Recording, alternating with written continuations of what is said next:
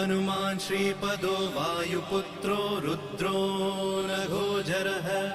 अमृत्यवीरवीरश्च ग्रामवासो जनाश्रयः धनदो निर्गुणः शूरो वीरो निधिपतिर्मुनिः पिङ्गाक्षो वरदो वाग्मी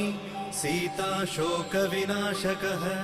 शिवः शर्वत्परो व्यक्तो व्यक्ताव्यक्तो धराधरः पिङ्गकेशः पिङ्गरोमा श्रुतिगम्यः सनातनः अनादिर्भगवान् देवो विश्वहेतुर्जनाश्रयः आरोग्यकर्ता विश्वेशो विश्वनाथो हरीश्वरः भर्गो रामो रामभक्तः कल्याणप्रकृतिस्थिरः विश्वम्भरो विश्वमूर्तिर्